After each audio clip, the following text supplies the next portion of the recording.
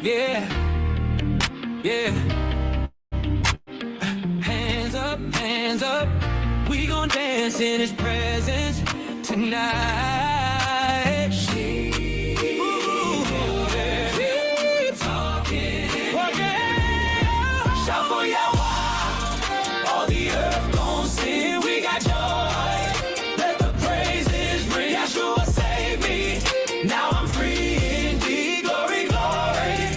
Yeah, he all I need. Yeah. Step in the line, no chains on me. No chains on me. Mercy forever, his love don't leave. His love don't leave. We serve with gladness, heart on fire. Truth in my soul, take me higher. Every tribe, every nation, clap your hands, celebration.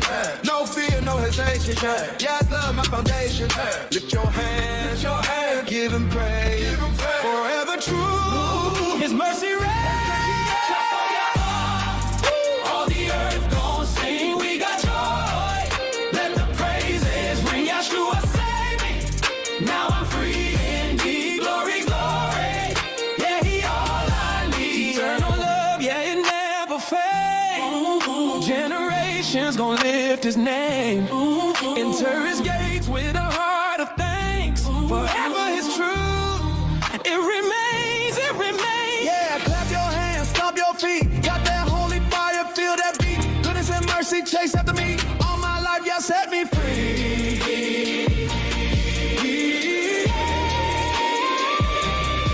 Shout for Yahweh. All the earth gon' sing, we got joy. Let the praises ring, Yahshua save me. Now I'm free indeed, glory, glory. Yeah, he all I need. Keep walking. My eyes rising.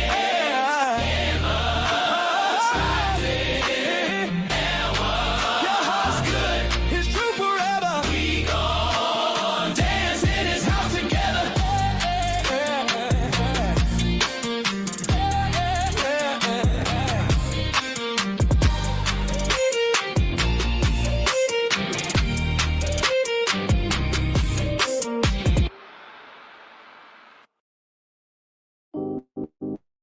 Lift up my voice, I'ma praise Yahweh. Yeah. Chains break off when I call Yahshua. Shua. Hands in the sky, we gon' dance with power. Yeah. Sheep don't sleep, we awake this hour. We wait. Sing a new song, heart full of fire. Sword in my hand, lifting a choir. Saints on the rise, enemies tired. Judgment written, truth never expires. Armor alert when I step in the city. Praise on my lips, got the whole flock with me. Drums in the temple, my spirit get busy. Yahweh's the king, every knee gon' witness. Dancing with joy, chains on the floor. Ooh, yeah. Victory's mine, we breaking the door. High praises sound like thunder and war. Oh, yeah. Yahshua reign forevermore. Evermore. Lift up my voice, I'ma praise Yahweh. Yahweh. Chains break off when I call Yahshua. Break it. Yahshua. Hands in the sky, we gon' dance with power. She don't sleep, we awake this hour. We wait. Two-edged sword when I speak that word. Word. Saints on the move, whole earth gon' learn. Nation judge, wicked hearts overturn. Every false crown gon' crash and burn. We the chosen, no fear in the fight. Glorious Zion, we walk in his might. Darkest flee when we step in the light. Sheep of the lamb, forever upright. Praise in my lungs, I can't hold it in. From the dust, he forgave all my sins. Marching with angels, the kingdom within. Yahweh my rock, we destined to win. Lift up my voice, I'ma praise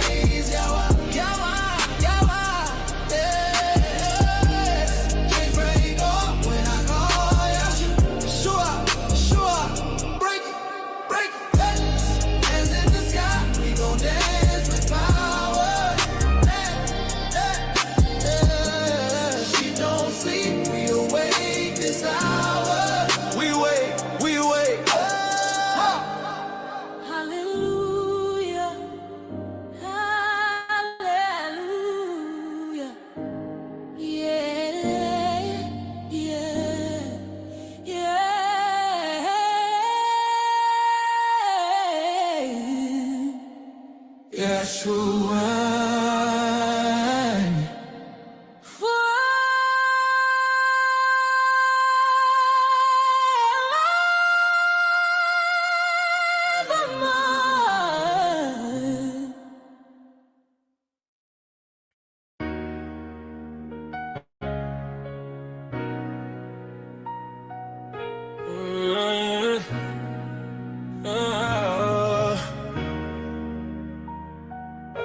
I lift my hands, I praise Yahweh through the night.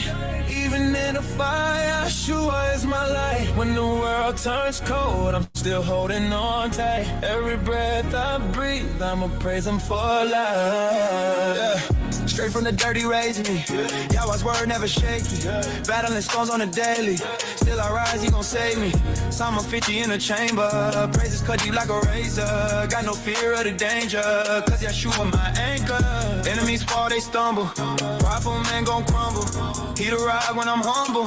King of kings in the jungle. Through the valley I walk, I know you with me. Chains broke off, yeah, his power set me free. Never be ashamed, let the whole world see. Every knee gon' bow when he claim his seat. I lift my hands, I praise Yahweh through the night. Even in the fire, Yeshua is my light. When the world turns cold, I'm still holding on tight. Every breath I breathe, I'ma praise him for life.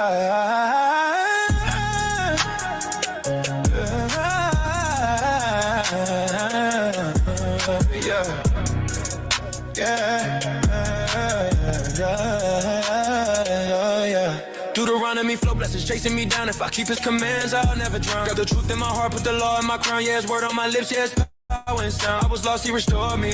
Grace and mercy before me. Enemies tried to floor me, but Yahweh gon' work for me. Isaiah 40:31, mount up, I'ma rise and run. Strength renewed, it's never done. In Yeshua I overcome. When I call your name, I'm covered in peace. Chains fall off, yeah, all the pain released. Forever I'll stand and your love increase. Yahweh my song, let my praise never cease. Yeah. I lift my hands, I praise Yahweh through the night. Even in the fire, Yeshua is my light. When the world turns cold, I'm still holding on tight. Every breath I breathe, I'ma praise him for life. Yeah.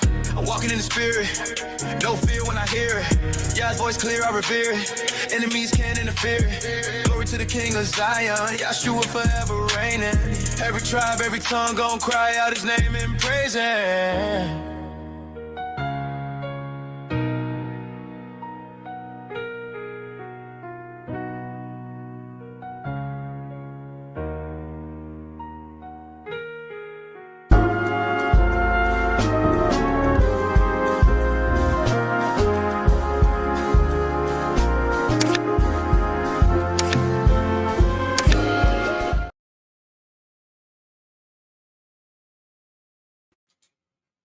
Shabbat shalom, Shabbat shalom. Welcome in, everybody. Welcome in to you all. Thank you so much for showing up here today. Listen, we got quite the treat for you. We know it's the Sabbath, y'all. We know it's the Sabbath. You understand what I'm saying? So we're going to bring this thing in right.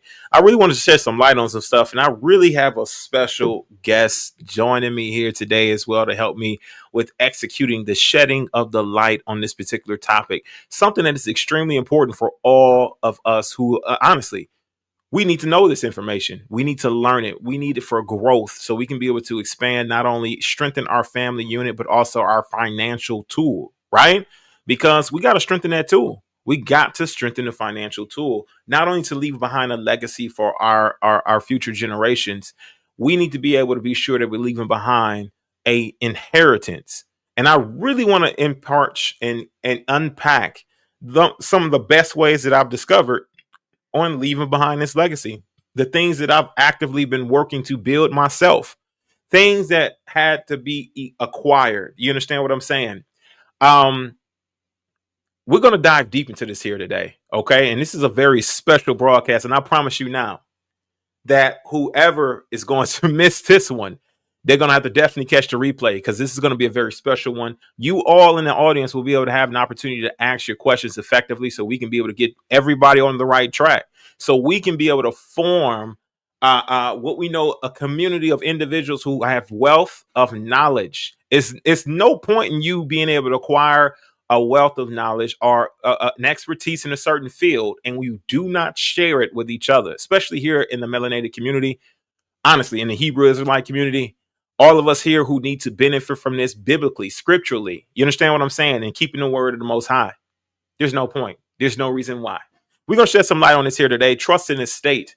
You already know, here at the Worship Podcast, we believe that light creates understanding. Understanding creates love. Love creates patience. And that patience will create unity.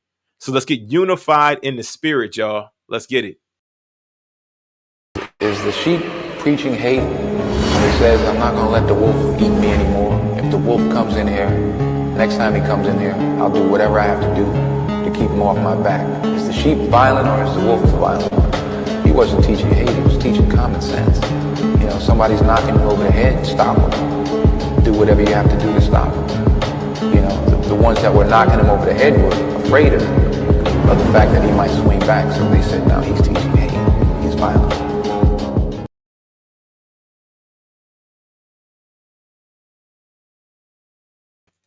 All right, y'all. Sorry about that. We're going to dive deep into this thing. And like I said, I have a special guest with me here today. Honestly, this next individual I'm about to be bringing up is somebody who is bone of bone, flesh of flesh. This is my actual brother here, y'all. And honestly, he's been doing a fantastic job with running the family business and being able to get the business going and flowing, you know, doing the things that needs to be done over at Preeminence Financial, man. We've been able to really pump it out, crank it out, and service so many different people. You guys can go check us out on the Google Maps. We got 5-star ratings. We've been helping so many different families not only make and save money. It is absolutely insane how many people we were able to help and able to accomplish in helping. He's been doing a fantastic job with doing that for over 4 years now, almost 6 years now. You understand what I'm telling you? Like I said, it's been an honor and a privilege, no matter what, to be able to have him on today, to be able to help me unpack the essence of trust in a state. You understand what I'm saying? I would like to call up my next guest here pretty soon, but once he's ready, he's going to click on his camera, and that way I can be able to know that he's good to go. My thing is, this is Rah McClain, Rah Romani. Welcome in. Hey, what's going on, man? How you doing?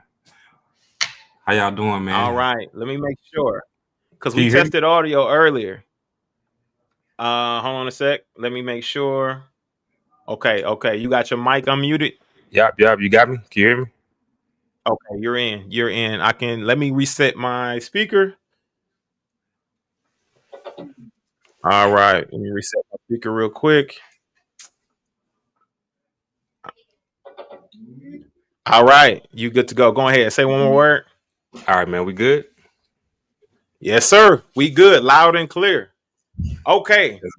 Real quick. We're going to dive into this thing real quick, and we're going to take a biblical approach first, just to give you guys an understanding and reasoning as to why we're here today, sharing this information in regards to trust with you.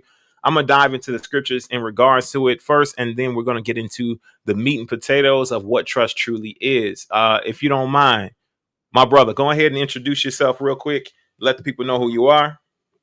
Okay, man. Well, first off, let me say thanks for having me on. It's truly an honor to be here because I know that you've built a strong platform. So it's nice to meet everybody. And yeah, let me get right into it. So my name is Rah McClain. You know, this is my brother, Barak. And we're here, man, to talk trust and estate planning. I've been doing it for about 6 years now. I think it's been about 6 years. Preeminence Financial Services has been helping families build generational wealth. Not only have we helped them build generational wealth, but we also have helped them build themselves a platform to where they can help them their families as well, because we don't just build, we actually educate them as well. And so they could take that information and pass it down generations to come. Hallelujah. Generations to come, y'all. So the reason why we really need to dive into this thing is honestly, you know, because biblically, scripturally, we need to be sure that we're doing what we need to do. And that's pursuant to Proverbs 13:22, right? I really want to dive into it like scripturally, so that way we'll have a full understanding as to why. Like I said, we're diving into this and we're presenting this information to you guys today on the Sabbath. We need to learn more about strengthening ourselves, not only our financial tools, but also everything we got in regards to passing down this thing. And let me go ahead and share you guys my screen so that way you can see me, right? You can see what I'm seeing. Here we go. Let's go ahead and get into it real quick. Boom. All right, so we got it up on the screen here. Let me see if I can, let me make it better. Boom. Okay, so let me go ahead and condense this so y'all can see it better. All right, there we go. And I'm going to go here with it. Okay, that's good enough. Okay, so we're going to go ahead and go over it real quick. Proverbs 13:22. Let me show you guys real quick as to what we're doing here and why we are bringing this guy to you guys here right now. All right. Proverbs 13:22. A good man leaveth an inheritance to his children, right? To his children's children, meaning you're going to pass down his wealth, right? You're going to store this up. You're going to build a foundation of wealth and you're going to be passing it down not only to your children, but also to your grandchildren will reap the benefits from your labor. Okay. And the wealth of the sinner is laid up for the just. Okay. And those individuals, the wealth for the sinner is laid up for the unjust or for the just. So we know for sure that our inheritance, the things that we do, we need to be sure and prepared to, we're going to be passing that down to our future generations. And anybody who you see, man, they out here winning. They out here getting it. You know what I'm saying? Like, they're wicked. You already know that that's going to be stored up for us who are just, who are seeking to do righteousness and not wickedness. Okay. So this is what this is about. Another scripture that I would love to go over in Genesis 17:7. Genesis 17:7. Okay. We're going to go over the scripture in Genesis 17:7. All right. All right. And I will establish my covenant between me and thee and thy seed after thee. You understand what I'm saying? And that covenant needs to prolong. It needs to be prolonging. It needs to be something that is going to be long lasting from one generation to the next. And that means that you got to be diligent. You got to be diligent in what you're doing. It's time for you to work diligently in storing up your wealth and storing up what you need to pass it on to the next generation, because when they take it over, they're going to have to prove themselves to be worthy to the Most High as well. They're going to have to prove themselves to be worthy. And if they're not worthy, then the next one down the line, if they're worthy to take it over, they can be able to do so. But it's for the generations to come. You already know that covenant is everlasting, right? Everlasting covenant to be of Yah unto thee and to thy seed after thee. So we got to be sure that they're prepared. It's just like we teaching them the scriptures, just like us bringing them up in the ways that they ought to go so they do not depart from the way. Well, a part of that way is being sure that they're financially secure, or being able to understand wealth and finance, right? Trust is the best vehicle to be able to place that in. Trust is going to help us with everything we need when it comes to passing it on to our beneficiaries, which is the children, the next generation. Okay. It'll give them guidelines and stipulations in regards to it. And we're going to dive deeper into that as we go. Okay. Yah's promises were generational, showing that divine blessing is meant to flow through bloodlines, not stop with just one individual, with one person, but its true potential is to flow all throughout Israel, right? All throughout your bloodline to keep you on the right track, to keep you healthy. The Most High don't want you on this earth. He don't want you on this earth with nothing. He don't want you on this earth in suffering and struggling. That's not your plight. He wants you to be in abundance and in fruitful. You understand what I mean? That's what he wants. He wants that from you this day, right? Let's go to Deuteronomy 8:18. I'm going to try to flow through this real quick. We're going to go to Deuteronomy 8:18 real quick because you already know why. We got to get in this book a little bit. Today is the Sabbath, So we're going to definitely do that as we peel back the layers as to what as to understanding trust more. All right. So let's go ahead and Deuteronomy 8:18. But thou shalt remember Yahweh, thy Elohim, for it is what? He that giveth the power to get wealth. He gives you the power to get wealth. Okay. Now we know that money, the love of money, is the root of all evil. We know that for sure. But wealth could be your health.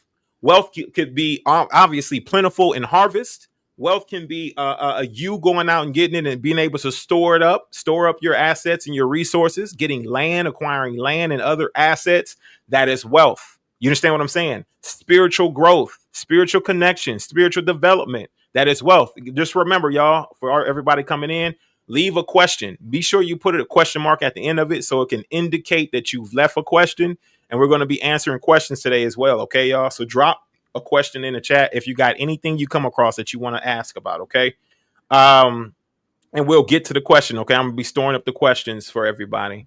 All right. So this is what the Father was will for us to do, pursuant to Deuteronomy 8:18. He wants us to be striving, right, for wealth. Striving for wealth. Wealth can be all these things that I just mentioned, right? Health, finances, all these things. He wants us to strive for wealth. Okay. Now, wealth creation, and not only that, right?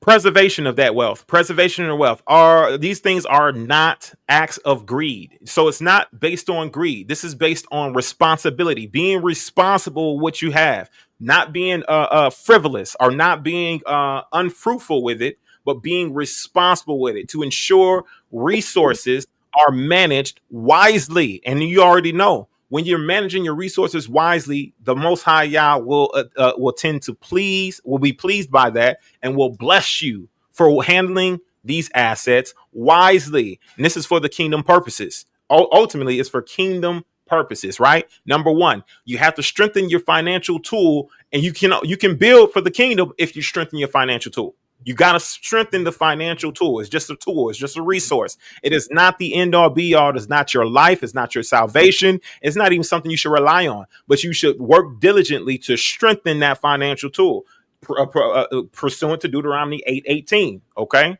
Deuteronomy 8:18. Let's go ahead and continue on, y'all. We're going to go to Matthew 25:14 through 30. Matthew 25:14. Man, I should have had Seasons to Journey. I'm sorry. I forgot to send you the scriptures for today. I totally forgot Seasons to Journey. My bad.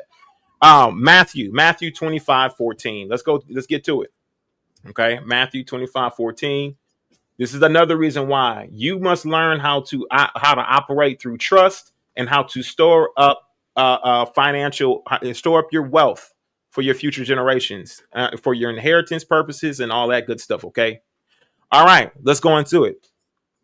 All right. For the kingdom of heaven is as a man traveling into a far country, who called his own servants and delivered unto them his goods. Who called his own servants and delivered him on in his goods. Okay.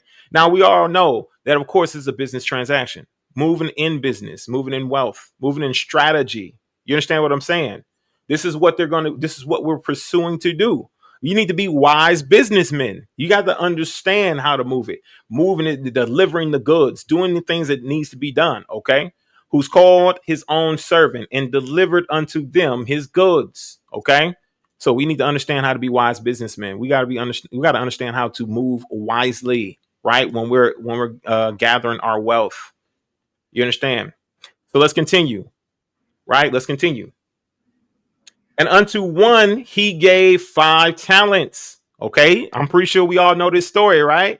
Unto one he gave 5 talents, to another 2, and to another 1, to every man according to his several ability, right? According to his ability, and straightway took his journey. Man, we all got to know this story. We all got to know and understand how wise these individuals was. Then he that had received the 5 talents went and traded with the same and made them other 5 talents. So he took his 5 talents and multiplied it. Now he has 10 talents. He went out and he took care of business. He was proactive is what he was doing. He devised a plan. He followed a plan. You understand what I'm saying? And likewise, he that had received 2, he also gained other 2. Listen, he who had 2, he gained another 2. He went out and was being proactive in what he required. You understand what I'm saying? We ought to be proactive. But he that had received one went and dug and digged and in the earth and hid his master's talent, his master's money. After a long time, the master of those servants cometh and reckoneth with them.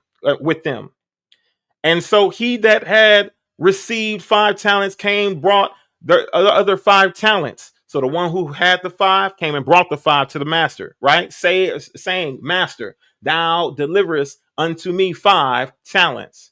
Behold, I have gained beside them 5 talents more. So he got an increase. He yielded his increase. His master said unto him, Well done, thou good and faithful servant. How many of you going to want to hear, well done, thy good and faithful servant? When you're done accomplishing your goals, when you're done accomplishing your mission, you want to hear Yeshua tell you, well done, thy good and faithful servant. Okay. Thou hast been faithful over a few things. I will make thee ruler over mine things. Enter thou into the joy of thy master. Okay. Come on, enter into that rest. Right? My thing is this, right? Okay, let's continue. He also that had received 2 talents came and said, Master, thou deliverest unto me 2 talents. Behold, I have gained 2 other talents beside them. Listen, he came and he did his thing. His master said unto him, Well done, good and faithful servant. Thou hast been faithful over few things. I will make thee ruler over many things. Enter thou into the joy of thy master. Enter into that joy of the master, into that rest. Then he which had received 1 talent came and said, Master, I knew thee that thou art a hard man. Listen, he said, Listen, master, I knew you was a hard man. He said, You are cruel. So reaping where thou hast not sown, and gathering where thou hast not strawed. And I was afraid and went and hid thy talent in the earth. Lo, there thou hast that is thine. So he hid it. And he said, There it is. Here it is right here. This is the talent you gave me. I hid it because I knew you was a hard man. I knew you was a cruel man. And I knew that you probably would have been upset with me about something. So here I hid the talent. Here it is right here. His master answered and said unto him, Thou wicked and slothful servant. Totally different response. Now he's a wicked and he's slothful.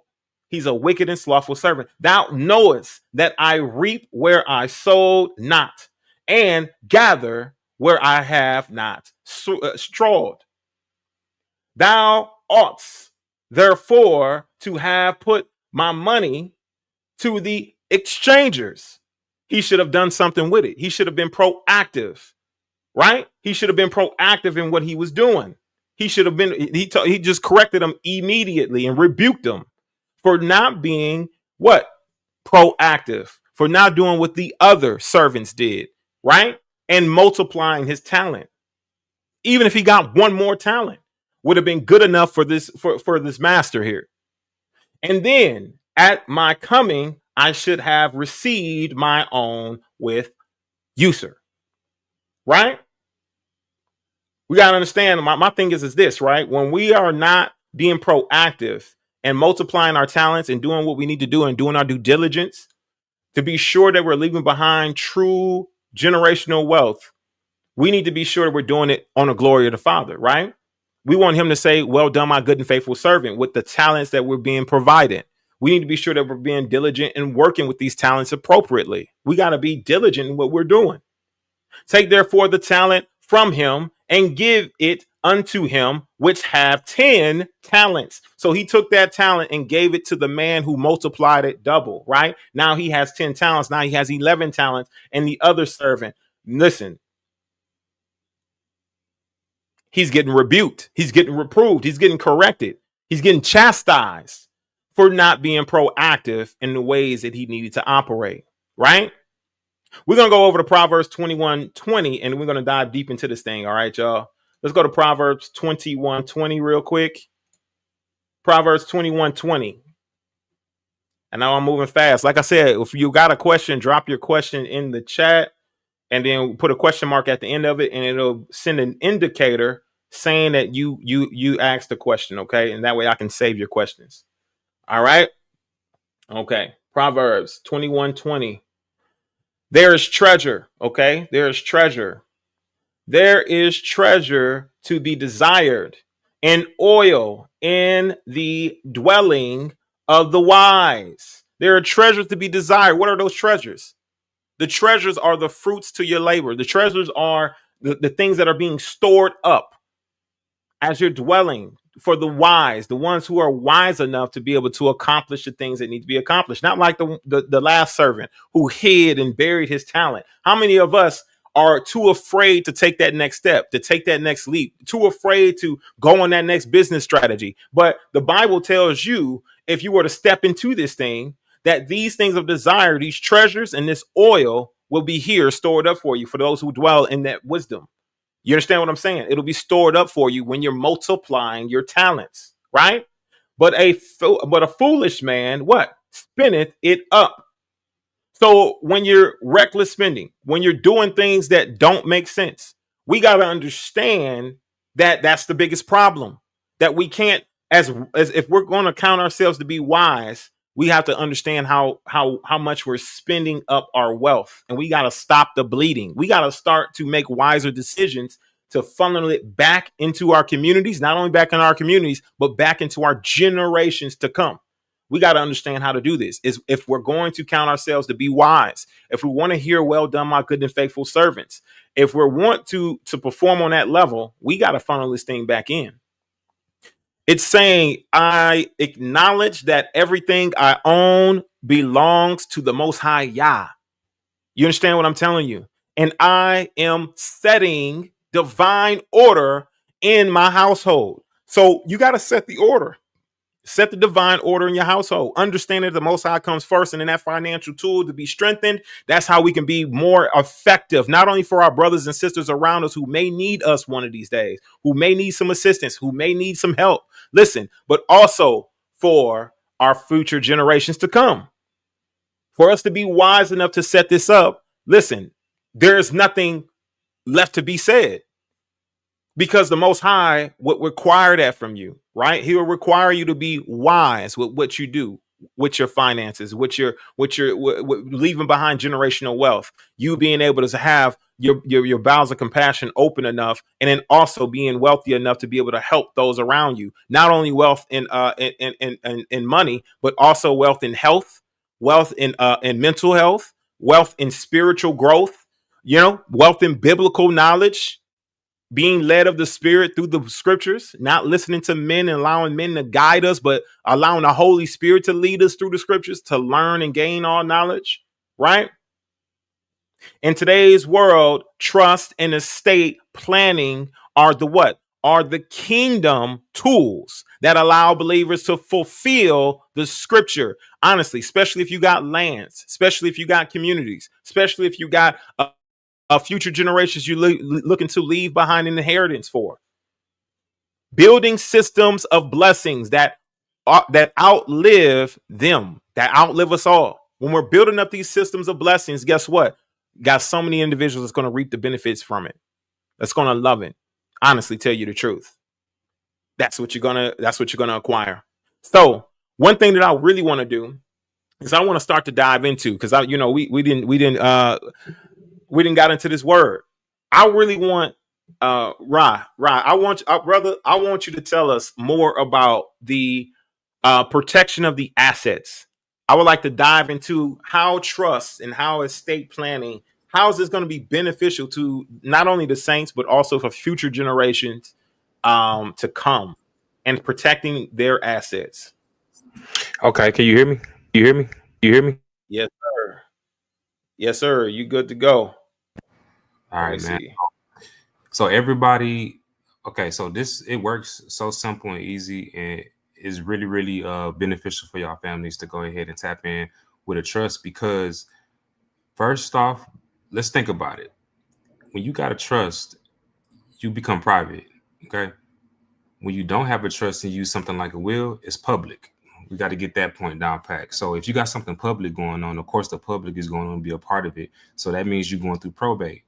Probate is a court system where if you don't have a trust in place, they're going to take everything that you own. If you have anything like money, cars, clothes, it don't matter what it is in the trust, they're going to take it through probate, and they're going to take a piece of it first if you owe somebody and give it to them and then pass it down. And that could take years.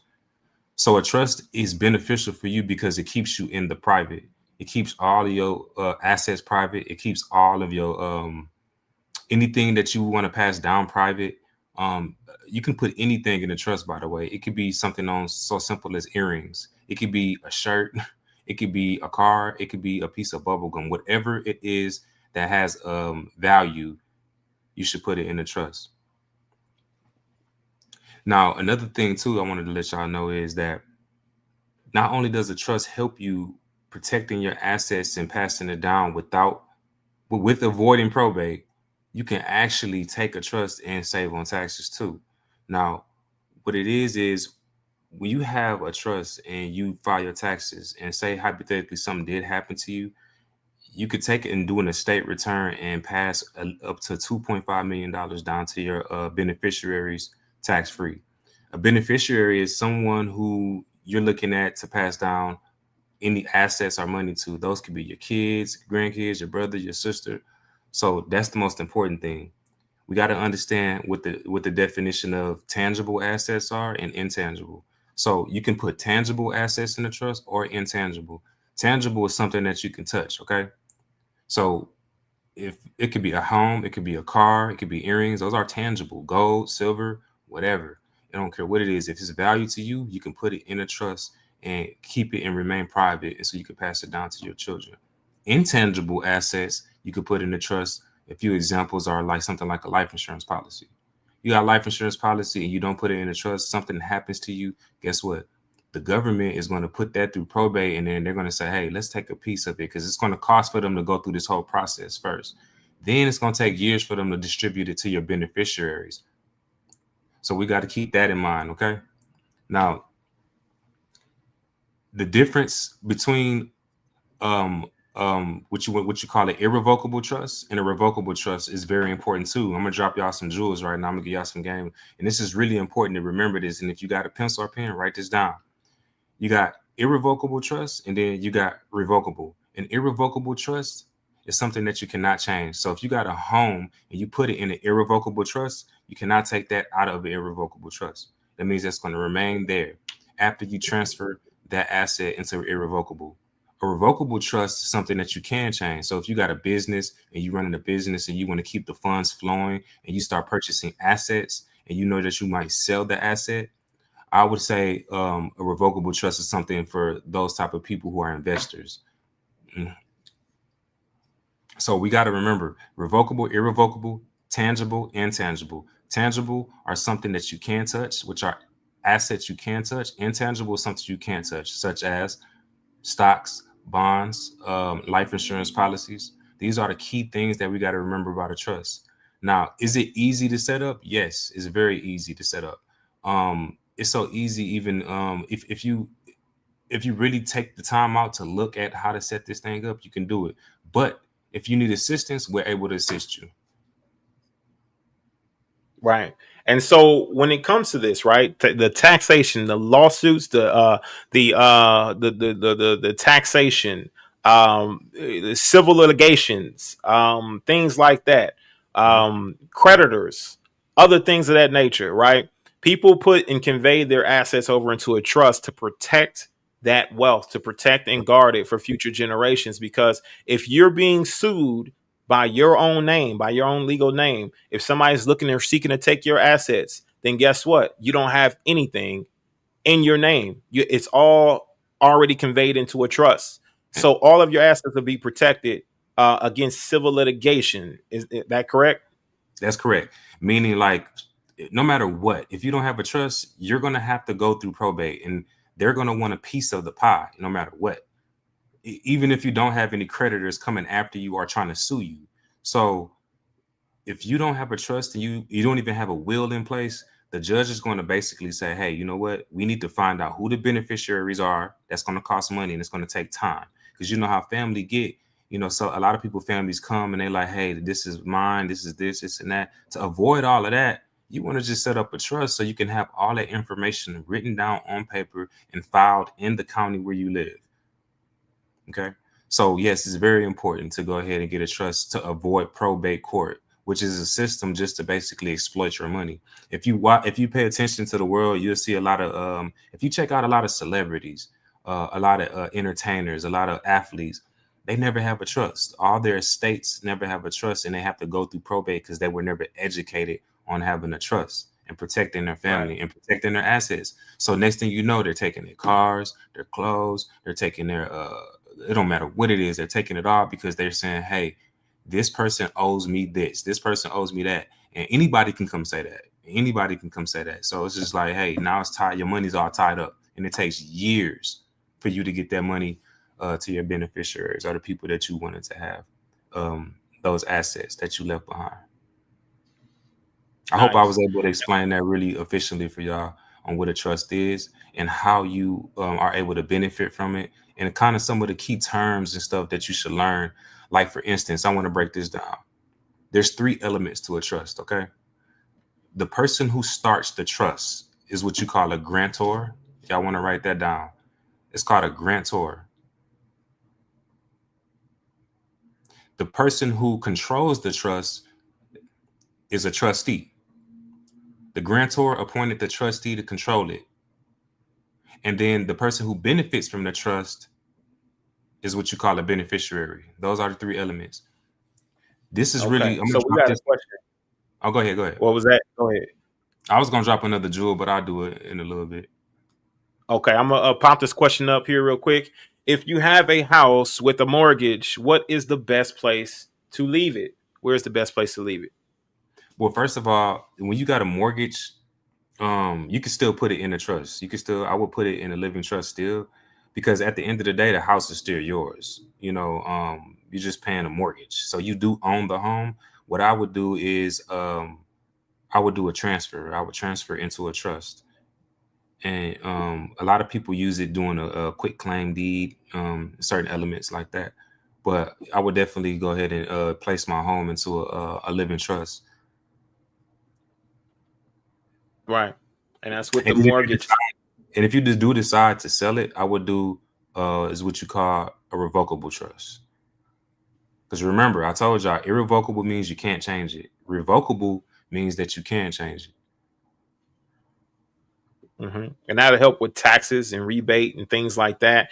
When you're filing the taxes and your trust owns the home, you conveyed it effectively into your trust. Your trust is now operating as an entity. There's an opportunity for tax loopholes. There are opportunity to file taxes in regards to paying yourself rent. You have an opportunity to say, listen, I pay my trust this amount of money, right? So now I'm filing taxes on that amount of rent every year. So now the taxes are able to get you back a bit of a kickback or refund just because you put it or conveyed it into your trust, right? And so that's a part of it. Yes, sir. Go ahead. Yeah. So basically what it is, I'm not offering legal advice, and I'm not telling you how to do your taxes. That's something that you want to probably go and do some research on, because everything we're talking about here today, you could literally go research it on your own, and you can figure this stuff out. What I will say is this, though, is that a trust is a separate entity from you, meaning that you are you, and the trust, you can look at it as another person that you created. Okay. So just like God gave us and he trusted us with the earth, he created the earth, right? What you call a grantor. So he trusted and he created the earth, and then he had trustees, which is us. And he trusted us with the plants, the animals. We want to make sure that we take care of all these things on this planet. And then the beneficiaries are who? Are the how we leave it behind to the people growing up in this world, how we leave it behind. You know what I mean? So we got to think about it like that, because everything what a trust is, it connects to the Bible. That's how trust was even created. It makes sense.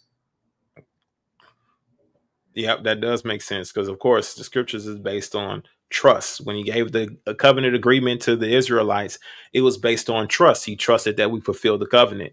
So everything is based on trust, agreements, trust and agreements. This is what it's based on. Equity is a huge part of it as well, something that's fair and just for all, right? So these things are really important. Now we got another question here, which if I gotta get clarification, I will. Welcome in, bless you, Mother Atkins. Can you not put put a transfer on death on assets to not go through probate, or set up a trust or will? I would always go trust, but what do you think about this question? Okay. What I'm trying to do. Okay, transfer on death on assets to not go through probate. Okay, I think I'm understanding what she's saying. She's saying, can you take the assets of the estate Mm. and place them into a trust in order to avoid probate? Yeah. If I'm correct, let me know in the chat, sister So or mother. so basically, Go ahead. yes, you want to say, okay, so I kind of understand. She basically want to know a transfer on death. So it does help bypass probate with the assets, okay? But the assets transfer directly to the beneficiaries once the owner passes, okay? Mm-hmm. Now, Okay. if you get a living trust, it helps you control how and when the assets are distributed, okay? So that's what a living trust does. So yes, it does help you avoid probate, and you should get a living trust. Yes.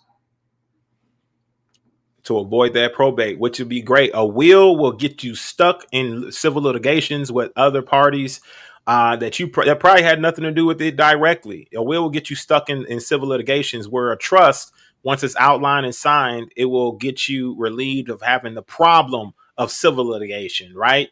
You already have it outlined in those contracts for trust, so you'll be good to go. You'll be solid. Now, I want to move on to this next topic here. Let's go ahead and do this real quick. See if I can get it better. Nah, I can't. That's not gonna look good. Let me go here with it. Boom. Let's go back here. Now, I want to talk about this because beyond the grave, you can be able to control things from the trust. Pursuant to Genesis 18:19, right? Pursuant to Genesis 18:19, this is something that we ought to have done as well, right? And it will tell us, for I know him, that he will command his children and his household after him. Okay, after him, meaning you. He knows you. You will command your children and your household after you're gone. Listen, you're commanded, and they shall keep the way of the master. They will keep the way of the master. So what you outlined in your trust will effectively have everybody following suit for future generations. If they do not want to keep the way of the master, then they do not want their inheritance. It means that they want to lose it, like Esau, right? They want to lose their inheritance like Esau, because we know that Esau gave away his birthright for a pot of lentil soup. So the same thing here, the same sort of situation here, right?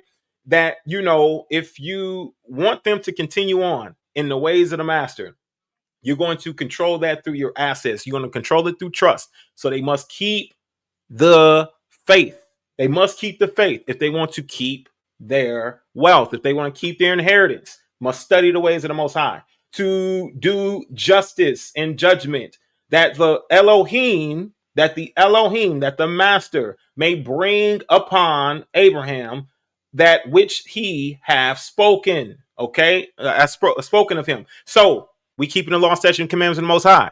We need to understand controlling beyond the grave. If we're going to effectively do it, we need to do it through trust. We need to do it through estate. The only way we can be able to keep our future generations keeping the way of the Elohim, keeping the ways of the Most High, if they want to continue on in their inheritance, if they want to continue on in wealth, if they want to continue on in prosperity and build and everything that you work so hard to do, then they must keep the faith in order to keep that inheritance, just as Esau had to keep his birthright in order to keep the blessing. You understand what I'm saying? But it said he sold it to Jacob for a pot of lentil soup.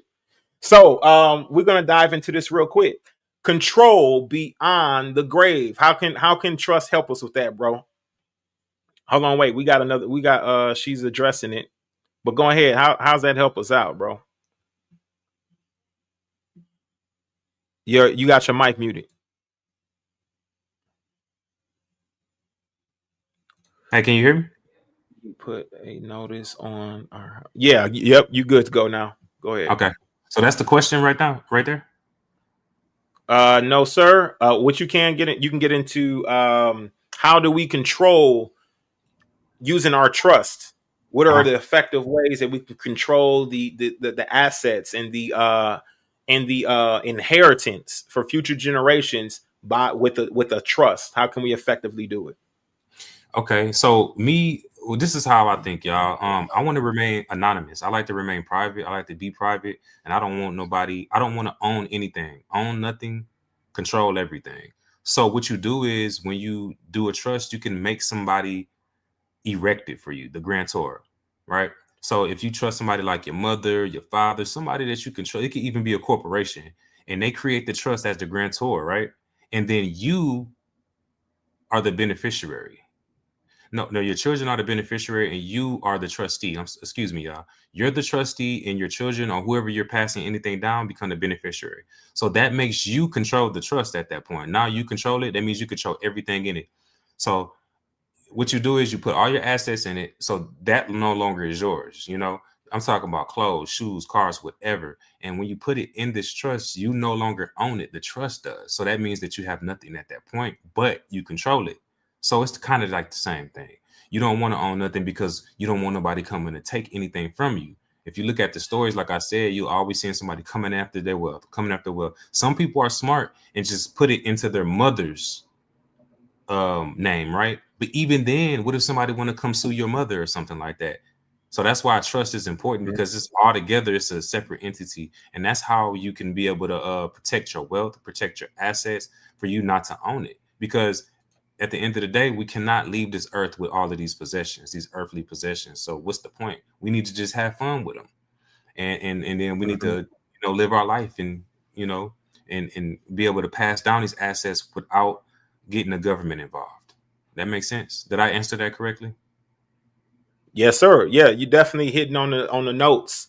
And I think that her question lines up exactly with it. I know that she said that she leaves so they can just transfer over assets from the bank account using a death certificate. I think that honestly, tell you the truth, that your assets that you left in the bank, mother, you left your assets in the bank. And so anybody who wants to bring a civil action against you, then you can effectively lose those assets. If they want to bring a civil action against your estate, then you effectively lose that as well. So it's not protected. It's just in a bank, right? In a bank account. If you were to convey this over into a trust, that trust will protect your assets from civil litigation. Not only that, it will outline stipulations not only for your future generations, but it's going to be protected. And you can leave behind directions. You can let them know exactly what you expect of them in order for them to gain these assets, to gain this wealth, to tap into it. The bank is not going to protect you. Your trust, the trust that you form with your husband, your master's home, the trust that he's forming is what's going to protect not only your assets for future generations, but it's also going to protect you all, your generations to come. If you don't want them to sell a property, right, then it'll protect that from being sold, those assets from being sold. You cannot sell this. This is for the generations and generations to come. So the land must stay in the family. You can be able to make those stipulations without having issues with civil litigations. And honestly, we can also do what we need to do pursuant to Genesis 18:19 and being able to control our future generations' assets if they keep the faith, if they keep the way, right? If they're following the ways of Yah, they follow the ways, the biblical principles, then they are able to reap their inheritance. Like I said, just like Esau should have kept what he needed to keep in order to reap his inheritance as in his birthright, right? Same situation here. We need to be sure that we're holding them accountability. As for me and my house, we shall serve the Most High Yah. And that's how we need to go about and pursue it. But that was a great question. That was a fantastic question, mother. I think that was a fantastic question. What do you think, brother? You got anything you want to add to that? I think that was a good question as well too. No, I think they on point with it, and I think that we're doing a great job with breaking this down. Hallelujah. Yes, sir. Yes, sir. So we got another question here as well. Is that what Dow did? No, sir. That's not what Dow did. Dow has formed himself into a a foundation. So now a foundation is only going to benefit one party. Okay. A foundation is only going to benefit himself and his family that is associated with the foundation. A trust can benefit multiple different trustees within that trust. Now, like I said, I always recommend my clients to do not only a not an irrevocable trust, but also a revocable trust. Irrevocable trust, you can be trustee, but you cannot be beneficiary within that trust. But a revocable trust, you can be trustee and beneficiary in that trust, right? So I tell them to form both because the ones who are solid, the ones who are locked in, you'll want to get everybody who you know for sure. I mean, your mother, your family members that you can trust, anybody else you can trust to be a trustee on that board, then you go ahead and place them as trustee, and that's irrevocable, meaning that it's going to be extremely difficult to change. You know that you can trust these individuals. Now, a revocable trust, you can interchange it. You can change as much as you want to change on it. You get what I'm saying on a revocable trust.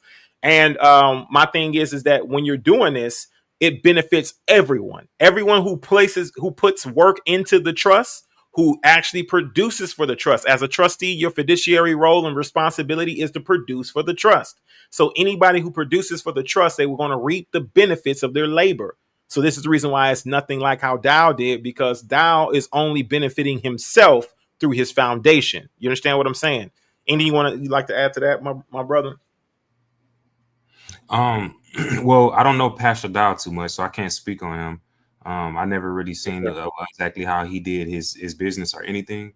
But what I I'll can respect that, because there's so many people out here who don't know Dow, but they want to do whole documentaries on him, and they didn't even met the man, never even met him, but they got whole documentaries on him. right. Go ahead, brother. You got to think about this too, though. You never know what sir. people are doing, because that's why trusts are important, because they're private. You could never know exactly what's in this man's trust, or in anybody's trust for that matter, unless you don't set it up correctly and you put that whole trust in the county, which you're not supposed to do. And this is some game and a jewel worth more than gold, what I'm about to say. You never take your trust and put the whole trust in the meat and potatoes of that trust and put it into the county. You want to give notice to the county where you live, so they can know that a trust does exist. That's it. Meaning just simple verbiage of who the trustees are, what are their duties, and who the beneficiaries are. That's it. That's it. Okay. So it's called a certification of a living trust is what you need to put in there. Okay. And you always want to make sure you record it in the county where you live. So to answer that again, I don't know what he has in his trust, because I'm pretty sure it's private.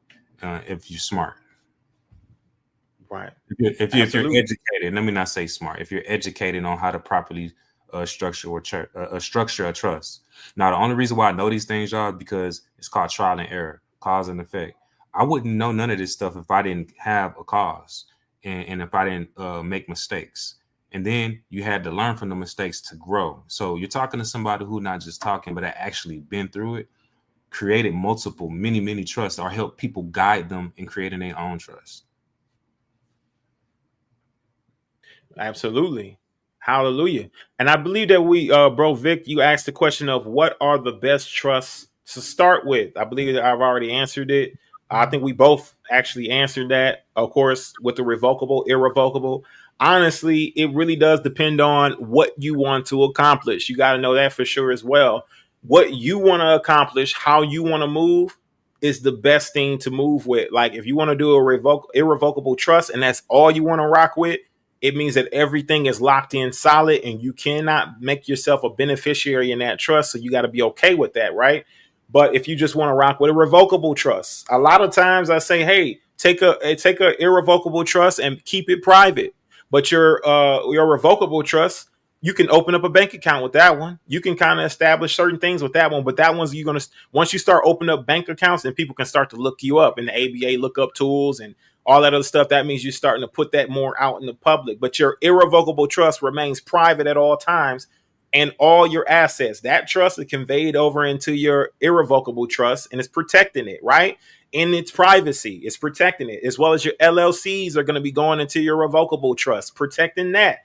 And we're operating in a way as to where we can keep the protection flowing, right? So anybody want to move any actions against us, guess who truly owns all these assets? Our irrevocable trust that is in the private, meaning the IRS and the Department of the Treasuries are the only ones who have the information, and they will not disclose it to anybody without a FOIA request or without any information to be able to disclose it appropriately, right? Not even the police can look this up. They'll be you'll find confused. Anything you want to add to that, bro? Yeah. Everything you said was true and accurate. And I believe that you're absolutely right. It's so many things that we could talk about when it comes to these trusts and why we need it, but we do need to understand this, that the information is new. If it's new to you, you should definitely try to make it familiar, because this is what's going to protect your family ultimately. No matter what, you're going to need a trust. All the best investors, or you would say smart businessmen, or people that you see that keep their property, they have a trust. They have a trust. Like for modern money and mechanics, all that good stuff, right? Mm-hmm. Okay, so we got another question. If you're married, should you separate trusts? Should you separate trusts if you're married? If you're married, should you separate the trust? You know what? Let me say this. I'm here to tell you and educate you and guide you. You have to make your own choices when it comes to your trust, because at the end of the day, this is your mind, your brain. I'm here to guide you and help you think for yourself, for you to become your own leader in this trust, and to make sure you have power. That's our goal at Preeminence Financial Services. So that's a decision you got to make. Me personally, if I'm married though, and I have a trust, if I trust my wife and I love her, I'm going to keep her in that trust. Now, if it's something sticky going on, and I feel like maybe I'm gonna give me a separate trust, and it's gonna be private, just in case. I mean, because a lot of people in America do get divorces every single day, and it's very hard, And then when you get a divorce and you sign a contract with the state, they want to get paid, And so now that trust is going to be getting ate up, because they're gonna be like, we need some money. Where you gonna get it from? And if y'all come into court with the trust, they're going to start taking some out that trust because of that reason. Okay. The only bulletproof trust that you can really have is an irrevocable trust. Like you said, though, when you got an irrevocable trust, you cannot be the beneficiaries, and nor can you be the trustee. I mean, the grantor. Nor can you be the grantor. Sorry. So irrevocable trust, no grantor, just trustee. Right. And to add that, and I guess to shoot that rabbit while it's running, the marriage with that whole you can outline that in your trust too. So you can create your own stipulations and grounds for marriage. When you're doing this, a lot of people practice polygyny, like that's associated with Worship Podcast, and of course in the faith, some people do. But having marriage contracts, having contracts with your spouse, you can actually form that contract, forge it, put the stipulations in that contract, and place it into your trust. So if anything were to happen, anything were to come about, then that contract is what makes the law inside the courtroom. By the time you go there and you do your litigations, whatever you outline that she can have within the trust, right? Whatever you guys agreed upon signing this marriage certificate, marriage contract, this covenant agreement, that's what she's going to receive. That's what she's going to get. That's what she's going to agree to. And so the trust really helps with protecting you from the civil litigations when it comes to marriage. A lot of these NBA players, these football players, these ball players, they're afraid and terrified to get married when they could keep a marriage covenant between themselves and the Most High, who only deals through trust. If they were to do it that way and put their covenant agreement into a trust, then they're lawfully married. They place that into the county, then they can be able to enact and effect that contract on a state level, right? On a state level, if they file it with Washington, D.C., then that means it's going to be on a more federal level, right? So they can be able to enforce it if they were to file it into the county. So they're afraid to get married, but really, truthfully, they just need to form their covenant agreements and put it into a trust And by the time it's time to divvy up or whatever, if they feel like they want a divorce, then guess what? You got yourself protected through trust, right? So that's something that could be a real a valid option. If I'm not explaining this wrong, right? Which I don't believe that I am, because that's just how it works. It works just like whatever that makes the contract. The contract makes the law. So whatever you guys got in your marriage covenant agreement and you signed up for it, she signed up for it and agreed to it, placed it in a trust. You got an extra layer of protection for yourself if you got assets, right? And effectively, Preeminence Financial is somebody who actually has been doing it and have been doing it for close to 8 years now, right? And so definitely, if you need help with it, listen, you got to reach out. But we're here to guide you into the proper ways to do it yourself, right? To be able to affect and enact change in your own life and for your future generations, pursuant to Genesis 18:19. Yes, sir. Anything you want to add to that, bro? Yes. Can I share my screen? Yes, sir. Does it give you the option to? Let me see.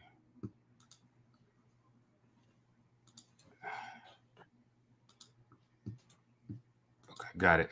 So here, if y'all can see this, can everybody see this? You can see it? Let me add it right now. Now, say if my goal is this: if you can be educated on trust, we're going to be doing lives a lot more. I'm gonna be going in on trust more. We're gonna even have more guests talking about this stuff, so you could learn this stuff on your own. That's no brainer, and that's what I prefer you to do, learn on your own. And I'm here to guide you and help you if you need to. So if you need that help, you need guidance, you go to this website, Preeminence Financial.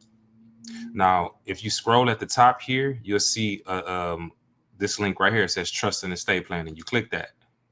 And then here you'll see some information. You can click this button if you're just ready to get started right now, okay? And it's going to guide you and take your information. You're going to see a form that you fill out right here. And then we'll get what we need to help you. And then from there, let's go back. You even got some information you can read on it, some straight bullet points so you can kind of understand trust. And if you keep scrolling, it'll show you the different packages that we have if you do need help and assistance with setting up and structuring your trust. Okay. We even have monthly plans for you if you need that. Now, if you want to go even further and you want to kind of just learn more about trust, we have created a book. It's a simple step-by-step book. Even a baby can read it. It's only $33. You can click that and get instant access. It's only if you need it, though, because like I said, this information is out there and you can read all this stuff on your own. But since I've been doing this so long, I've been doing this about 6 to 7 years, almost 8 coming up. I put it together in my mind and I was able to formulate this ebook specialized for anybody who's just looking to learn more and more about trust. And it breaks it down step by step. Everything we just talked about is in this book and plus more. All right. So what I would like to go into next is legacy planning. A trust allows you to establish family missions, right? Charitable giving and business, connections all through and through. Building a generational legacy instead of just leaving behind material wealth, okay? Instead of just leaving it behind and hoping that it'll be done appropriately, the trust will allow you to have this legacy planning. And I want to go a little bit, dive deep into legacy planning. What would it help you do contractually for future planning? Listen, my thing is this. When you have your trust agreement, when you have your trust formed, you got to know that as it says in Genesis 18:19, we're going to pull that up one more time. In Genesis 18:19, that what? For I know him, that he will command his children and his household after him, and they shall keep the way of the Elohim. And what you got to know, that only way you can be able to effectively do that for legacy planning is through a trust. In this day and age that we're in, when you are doing it through trust, they're going to enforce it in courtrooms. You understand what I'm telling you? Whatever you outlined in your trust agreement is going to be enforced. It's going to be protected. It's going to be guarded for generations to come, meaning this is concrete. It ain't nothing moving in this trust. Ain't nothing going to be edited or changed or anything. So in order for us to effectively do that for our future generations, we would have to do it responsibly through a trust. Anything for legacy planning, brother. Legacy planning. How else can the people be able to do the legacy planning portion through a trust? Okay. So when you say legacy planning, you mean just basically planning out how to structure the trust, or do you mean basically how one should go about just planning their legacy? Because I got so many different tips that I can tell y'all. Right. One of them is Right. this. Plan. So, okay. Go ahead. Yeah. So planning the legacy, planning a legacy for future generations while working through trust. Okay. So, why so if you got a trust and you're the trustee, first of all, you can utilize this trust as you're living. Trusts are not just for people who die, you know what I mean, or who pass away. So you could definitely utilize your trust as you're living. Now, a lot of key things that you should realize about a trust is about building wealth. There's a few ways you can build wealth. If you say, hey, what can I put in a trust? There's a lot of questions I get. It can be anything, because everything is worth money. Even a shirt on your back, if you went and put it on the website right now, you probably could sell it for $3. $3, you take that $3 and put it in some Apple stocks. The Apple stocks, you put it in a trust. The Apple stock might go up off of $3. You never know. It's that simple. You just got to be smarter with money. Or you can simply go get you a life insurance policy, whole life, universal, IULs.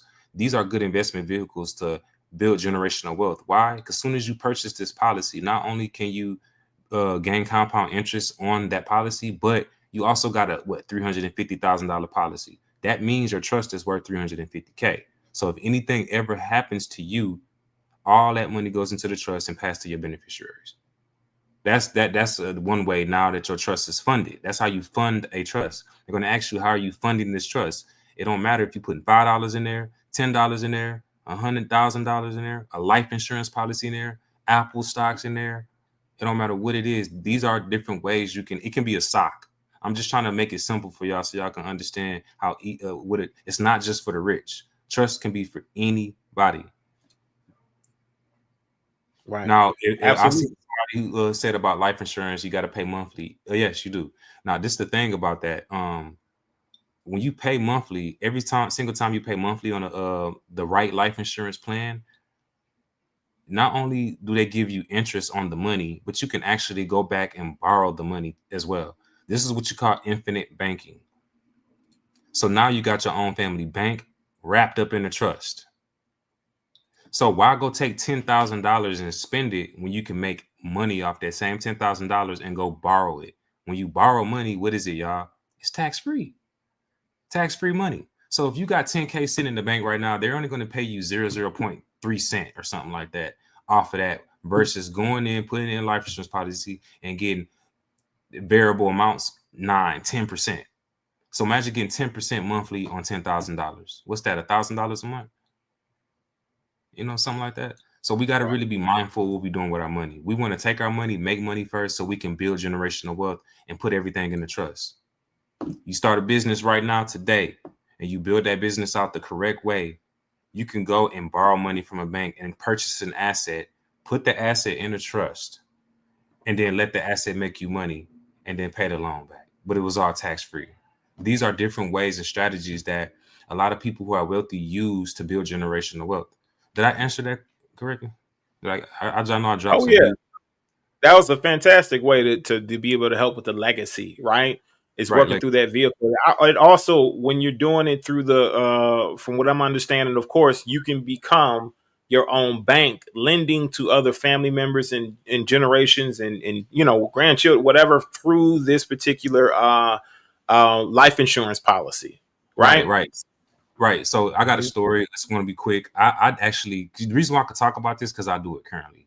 I had a family member who passed, one of my aunt's children. And what happened was I was able to borrow. I was like, why would I take the cash out of my, just take cash somewhere versus me just borrowing it from my life insurance policy? So I borrowed the money from my life insurance policy. Once I borrowed the money was still there. Like I never borrowed it. So it was still gaining that interest off the money while I paid for this, and I paid it back with interest, meaning I paid myself back with interest. And so now I got a powerful investment tool in order to help me build generational wealth for my family. And if anything ever happens to me, then my family gets richer or gets more wealthier. So it don't make sense to have insurance on a car and not your body. And it don't make sense to protect That's right. your body and protect that wealth. You got to have insurance and you got to have protection. Right. Absolutely. Absolutely. That's absolutely right. And is that a question? Let me see. There is so much cool tips on that insurance, and one method is the rich getting a big policy, then making money to pay it all back when they are done with it. Yep, absolutely. I can't verify that claim, but that's exactly what they do. You're absolutely right. And in fact, that's what they do. They borrow. They use what they say other people's money, right? Other people's money, and they Okay. go ahead and invest in their businesses and help it grow, help it flourish, help it thrive. And that way, once it strengthens itself, they can pay that cash back, or they can be able to write it off on their taxes as a capital loss. It's either one or the other, right? In order to continue to play this game and continue to play, the credit game or whatever it may be.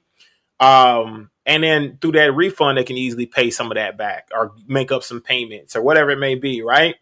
But you right on the right track with that one. So I got another one, bro. Mhm. Tax efficiency, okay? Strategic estate planning, minimizing estate and inheritance taxes, right? Ensuring more wealth, staying within your bloodline, ensuring that the wealth stays within your bloodline. As we know for sure, we made an example of Genesis 18:19, in which we, of course, need to have our bloodlines lined up with the biblical principles. And the way that we can do that, for them to keep the inheritance. Tax efficiency. How can we be able to avoid taxation in regards to it? Not evade taxation, but avoid taxation Right. with the trusts and things like that. So, at Preeminence Financial Services, we also handle trust and estate taxes, which you would call 1041s. Okay. That form, everybody here probably does 1040s. A 1041 is a form for a trust or an estate. So that's what we specialize in too as well. Now, this is how you are able to strategize, is what I call it. It's called a tax strategy. We strategize and help you. First of all, you're able to pass down, I'm thinking right now, I think it's $1.7 million this year. It's about, you can pass down $1.7 million to your beneficiaries tax-free. So if you got 100,000, 200,000, or $1 million in the bank, right? That will become tax-free. That goes to your or to your beneficiaries tax-free. That's one way. That's the good benefits about having a trust, because you could pass down wealth tax-free. So it's just, that's good, because they would tax it any other way. Now, another thing too is you got to realize is that when you're dealing with trust and you're dealing with taxes, it's more efficient for you as well, because they're not able to go ahead and take that through probate. That sound good? Absolutely. Absolutely. Okay, we got a question. Your What was beneficiary that? inherit that money tax-free. Okay, beneficiaries receive that money tax free, and that's avoiding taxation upon receiving that, which is fantastic. And of course, the question is, Oh, go ahead. Sorry, bro. what was Go that? ahead. No, go ahead. Go ahead. Question is the ebook on your website? Is the question. Oh, yes, it is. It's on the website. I actually shared the link in here. I shared the website link in here. You can find it. I'm pretty sure in the bio of this of the podcast. You can go to the website and just click the drop down box on products and services. Go to trust and estate planning. Scroll all the way to the bottom, and then you'll see the ebook. You won't be disappointed. Everything we're talking about is in there for sure, and it's a little bit more information for you to go ahead and kind of learn and study up on trust. Now, keep in mind, you want to make sure that you always do your own research. It's very imperative that you do your research, so you can be educated on what a trust is, because our ultimate goal is to make sure that you have the information so you can help others. We need to spread the knowledge. I wanted to put one more thing out here. Okay. Think about this. Mm-hmm. When you go to a bank, banks purchase life insurance policies. Okay. This is what they do with your money. When you put your money in the bank, they take that money and then they go purchase life insurance policies with that money. And then when somebody comes back and they want to borrow it, they borrow it from the life insurance policy. So the money that they borrow from the life insurance policy is still making money. And then they make you pay back that loan they just gave you with interest. So they double win it.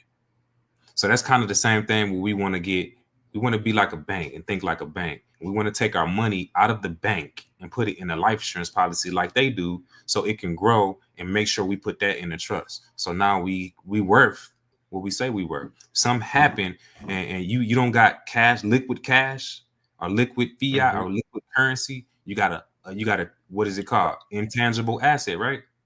It's still an asset. Right. That's right. Now, a life insurance policy is still an asset. Okay, stocks, Apple stocks, whatever you're using. If you wear Nike a lot, go buy some Nike stocks. If you wear Jordan a lot, go buy some Jordan stocks. Whatever you got going on, buy stocks. That's a what? Intangible asset. These are all things you can fund the trust with. And these things go on to what you call a Schedule A. You can write that down. So, I'm dropping some major jewels. What happens if you don't got that little thing where it say boom and it drop? Because you should be able to be doing that. I got sound effects. Yeah. I got sound effects. I got gunshots. If I'm not speaking, if I'm not giving you some jewels, and let me know in the chat. If I am, put it like a 9 or something. Okay, that sounds good. Yeah, you should have been. I got gunshots. I don't got no but yeah, that's jewels. Definitely gems, jewels. Honestly, invest into your stocks as well, which would be great. We're going to dive into this next one here. Proverbs. Let's go to Proverbs 13:22 once again. I want to bring that back out real quick because we want to be sure that we're making it very clear. What? A good man, leaveth an inheritance to his children's children. Okay? Not just to his children, but his children's children. Right? And so if we're effectively doing it, guess what? We're learning as much as we can on how to protect our assets better, on how to be sure that those assets stay within the family circle that are passed down from one generation to the next. The best way we can be able to break generational curses in regards to wealth and finances here in this community is if we start implementing the wisdom that the book gives us. The Bible teaches us everything we need to know. It's an equitable book. It's fair and it's just. It's going to teach you more about trust, understanding that it takes trust in order to know that you got your trust in who? The Most High Yah. You have your trust stored up in Yah. So guess what? You need to deal in trust when it comes to your family. Trust needs to be poured out. These are agreements between one or more party. When you're dealing in foundations, you're trying to enrich yourself. You're trying to enrich yourself and those who are boards of that foundation. You're not trying to be sure all of the people are reaping the benefits. Anybody who's associated with you are reaping benefits, right? Because they are trustees within that trust. But when you're effectively doing the trust, you are literally allowing it to trickle down to the next generations, allowing all your trustees as they're putting into the trust, as they are being effective in their fiduciary role and responsibility to providing more income and more assets into the trust. They also are going to reap what they sow. They're going to reap their harvest. They're going to reap what they sow, all the seeds that they planted, and they're going to receive that harvest back, not only for themselves, but their future generations, contractually through trust. It's only what's fair. It's only what's just, and it's only what's equitable to all parties. You understand what I'm saying? Now, we're going to get into this next one. All right, bro. The family. Did you want to add anything to that? I'm ready. Yeah. Yes, sir. Yes, sir. All right. Let me make sure we ain't got no questions here. In other words, avoid paying residual fees. We're going to get to that here in a minute. Avoid paying residual fees can you bring some more context to it? In other words, yes, we're paying residual fees in regards to what, brother? My people suffer for the lack of knowledge because they reject knowledge. Therefore, you already know it. Most High shall reject them. So, yes, sir, they suffer for the lack of knowledge. So this is effectively how we can be able to change the financial blueprint, right? It takes the hard work and sacrifice and dedication of those who are tired of being tired, who tired of being sick and tired, who tired of being broke, who tired of their future generations not being secure, right? Don't you want that land? Don't you want that property to where if your offspring, if your future generations, if they are having a difficult time, if they're struggling a bit, they always have a foundation, a firm foundation they can rely on and reset their life if they're going through some sort of financial hardships. Everybody will want that. But of course, they need to be sure to support the laws of the Most High. They got to be serving the Father. And I believe that that's going to be some of the stipulations for a lot of us, right? All right, so we're gonna get into the statement here. Family unity and accountability. This is huge, right? Family unity and accountability. When done properly, a trust can what? Promote what? Stewardship. Proper stewardship, teaching your heirs how to manage wealth responsibly rather than what? Wastefully. Proverbs 13:22. This is the reason why we're going over this now. Proverbs 13:22. Now, when it comes to family unity and accountability, working through trust, brother, what would you add on to that? You know, it like you say, family unity and accountability is important because you know, over the years that I've been building, I noticed that when you come together with your family, you're able to do more. Now, say hypothetically, somebody in the family does passes, and then now all the family coming together, and they're like, "How are we gonna get the money to pay for this?" Imagine everybody in the family creating a family trust, having everybody with a policy on them, a life insurance policy, right? Make sure you had it, and everybody working in the same function, same business if you got one. That's generational wealth. That's coming together as a family. That's creating your own tribe right there. Did I answer that right? Mm-hmm. Right. Yeah, you on the right track. Yes, sir. Okay. Mm-hmm. That's right. And so that's one of the biggest things. Generational wealth. If y'all take a look at a lot of different people's setup, right? I'm talking wealthy people who have massive amount of wealth, and I'm talking like, you know, of course, money. When you take a look at some of these individuals, they have a trust in place. When it comes to family unity and accountability, listen, everybody's accountable one onto another in this trust. Meaning, if you do certain things that goes against the trust, goes against the covenant agreement of the family, then you are liable for losing your inheritance. And so you don't see a bunch of individuals who are wealthy, right, where they have family members or any offspring that is speaking out and trying to make a fool over the family of the family or of the family trust. Because of what? Because they may lose all. They may lose all their inheritance. They may lose everything. But honestly, this is what keeps us accountable one onto another, right? But they also have things to where problems within your family circle or within your board of trustees, if there's any conflict, there's things outlined to be able to resolve that conflict. You can do it biblically. Don't let the sun go down on your wrath. Things like that, right? To be able to handle these things pragmatically in a very organized way that keeps the accountability circulating within the trust, not only within the family unit, but anybody else you trust that is considered to be family, right? So trust has a protection, a level of protection for all people. No, you can't just put somebody out of the trust without actually having litigations or a due process or whatever it may be in order for them to be found unworthy, right? Or somebody who's not executing their fiduciary role as a trustee in that trust. There's things that hold you accountable for the trust just purely based on those standards. And I think that it lines directly up with biblical principles to keep us in order, to keep us tangible, right? And to keep us honest, right? And to keep us honest and dedicated to the mission. The mission is what? Ultimate success, ultimate strengthening of the financial tool, ultimate service to the Most High Yah, first and foremost, right? So that's one of the things for sure I want to add on to that. You got anything you want to throw in there as well? Yeah, and you know, and when you teach your heirs how to manage stuff responsibly, that's the best thing, because think about it. You got your trust set up, they're gonna your beneficiaries, your children, the generation after you, gonna be like, man, I'm so happy that my parents was able to think straight and clearly and set us up for success and leave us something behind, like, trust. Like, nobody knows what a trust is. No, well, That's most right. people don't know what a trust is. Most people don't understand how trust works. And for you to take that initial step to actually do this, because you got to realize we in America, this is monopoly. And they wouldn't monopolize on you if you don't know the rules. So all it is there's rules to this game that we're playing when it comes to this monetary system that we're in the United States of America.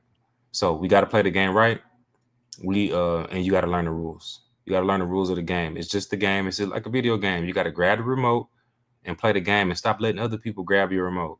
You got to get in the driver's seat of your car and stop sitting in the back seat. Yeah, that's right. That's right. That's all it's Start to about. take control of it. Take control. Take That's control right. and be in control and stand in your power, because you're powerful, And so it's time to stand in your power. It's time for us all to stand in our power to make sure that we are educated and that we do pick up a book sometimes and read, and that we do know how to take our money and not buy irrelevant things, and to put it into something that's tangible or intangible, that's going to make us residual or passive income, so that we can build generational wealth like smart, wealthy people do. We can do that, and it's easy. It's just that we got to have the education. Yep, that's right. And people suffer from the lack of knowledge because they do reject the knowledge. Now, to stop paying registration, insurance, and those other bills to make money off people. Now, that right there is definitely a different type of conversation for a different time, because that's deep right there. That's deep Yeah. right there, bro. Yeah, that's deep. real. That's real deep. But you're on the right track. I can't say that you're not, but that's real deep right there. I know what track he on. He on the private side. That's what he on. He's talking about some private. If you take $1 out your pocket right now and you look at that dollar, and you'll see that it says this is legal tender used for the public and the private. That's what he on. He on the private side, because public people are not going to understand stuff like that. But at the end of the day, that's our goal, is to come from the public to the private so we can be private. Because how come everybody else private? You don't know where the senators live, do you? You don't know where the president live like that. You don't know, so why can't we be private and nobody know where we live? Hence reasons why I only use PO boxes, because I want to remain private. Hence reason why I only have trust, because I want to remain private. This is a really good question right here. It's a really good question, statement, whatever. This is really good. So a trust is not only for the rich. If you die without a trust, you must want the government to take everything. What you got to say about that, bro? Yeah, that's exactly what they're going to potentially do. They're going to take everything, and then you're not going to even be able to do nothing about it. It's probate. This is business. If you don't handle your business now and start a trust while you're living, then you will have everything took. See, the thing is, everybody thinks an estate. They think an estate is like houses and land and stuff. No, you are the estate. You are the estate. I'm talking about your body, your nails, your toes, your eyes. You the only one that can generate anything. Right now, if you said, everybody said, hey, if you told yourself to raise your hand right now, you do it, right? Because your brain said do it. Your brain said raise my hand. So why you can't say, hey, start a trust? It's the same thing. It's a mind thing. So at the end of the day, yes, they will take everything if you don't act and you don't erect your estate now. Your estate is not land and houses and stuff. An estate is you. You are the estate. And then you want to put the estate and everything you accumulate in your estate, like your shirts and your jewelry, your money, your assets, because you generated all this, you with your mind and your hands. And you take that and transfer it into a trust. It's like giving it away to somebody that's safe, that you can trust. That's what it's called, a trust. So nobody can come steal and take all your hard-earned money, which is the government, and you can benefit, because you got to remember, there's pirates, there's wolves, they want everything. This is a game. It's called Monopoly. You Yeah. know, when we was playing Monopoly growing up, we never thought about it like that, right? We thought it was just a game. Like, no, people on that board was trying to what they were trying to do was get all. Remember how we always used to battle each other and get all the properties? We wasn't doing it right. What it is we're supposed to work together, put the money together, and purchase the whole board. That's how you play Monopoly, like for real, the real Monopoly. It's about division. So we want to come together, and that's why you need to trust and come together with your family. The and unity. Yeah. Yeah. And I don't think anybody actually thought about it in that way, right? That, you know, playing Monopoly, when you're playing this game, you think that you got foes. You think that you got foes when really you should be working together and playing this Monopoly game and monopolizing this board. And honestly, when you get that go to jail card, you land on go to jail, you go to jail, people should be ready to bail you out. People should be ready to get you up out of there, right? And that's one of the biggest things. Not only that, when it comes to this, right, and the trust and things like that, yes, you want to lose everything because by the time you're done with civil litigations, it will be nothing left. If you have a will, guess what? Civil litigations is going to drain that because you got attorneys who get involved. You know how greedy they are. We know how there's a woe on them saying that, of course, they got the key to knowledge and enter therein, but do not allow anyone to enter in. Neither do themselves enter in there, right? They have the keys to the knowledge, but they have a woe on them because they will not allow people to understand the truth. They won't give them the knowledge and they will not themselves step into the truth. So we got to know for sure that when we're doing this and we're doing what we got to do, that these individuals are going to be looking to seek whatever they can devour. They're going to be looking to seek to devour all of your generational assets, anything you left behind in your will. It really just depends on what's left over after they're done with the litigations. But if you place it into a trust and you're able to formulate your contract, your agreement in the trust, guess what? These individuals cannot put their hands on it, their paws on it, because it's already outlined in your trust agreement. That way, your future generations will reap the inheritance, the benefits, untouched. You understand what I'm telling you? Untouched, because you already set them up for what they needed to do for success. Okay? You already set them up for what they need to do for success. And honestly, while we're going to get ready to land a plane here, I want to go into a bit more about this, right? Because I want to, of course, Yeshua taught the importance, right? The importance of multiplying what you're entrusted with. And Yeshua, Jesus the Messiah, taught us that we need to multiply through his parable that I recently just read. Through his parable, he taught us that we need to multiply what we're entrusted with, that we're not supposed to take the talents and bury them and sit on them. We're supposed to multiply our talents. We're supposed to utilize our talents to increase, right?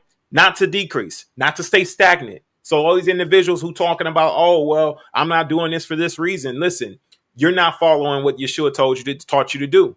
If you have talents, he taught you to multiply those talents and to reap benefits and inheritance and more things with those talents to utilize them for success. You understand what I'm telling you? That's the reason why he gave the parable of the men of the 5 talents. He went out and made it 10 talents. The man with 2 talents, he went out and made it 4. The one who only had 1 talent buried it in the sand. And guess what? It caught up with him. He got rebuked, reproved, chastised. He got his talent took from him and gave it to the man who multiplied it and had 10. Now he got 11 talents. When you're sitting on your talents and you're telling yourself, I don't want to monopolize on what I have as far as talent, then guess what? You're telling Yeshua and you spit in his face. You're telling him that he was not worthy of what he did. And you're saying like, hey, I'm just going to be slothful. I'm just going to be lazy. That's what you're saying. Well, you need to be finding ways to capitalize and multiply your talent, right? He taught us to the talents that we're entrusted with, we need to multiply them. The estate planning mirrors not only this principle, but multiplying and what? Protecting the talents given to you for your family and your community, those who you trust, the community folks around you, to what? To do what exactly? To protect them. To protect it all. You need to be protecting, guarding, and multiplying. Be fruitful and multiply. Those who you trust, your board of trustees, guess what they are able to do? And this is what I really want to talk about because a lot of y'all don't know that, of course, the brother that you guys see here on the screen right now, this is my brother. He actually was the one while I was wrongfully incarcerated. He actually was the one who was firing those arrows, those darts. He was firing missiles. You know what I'm saying? He was firing missiles, placing paperwork and things like that into court.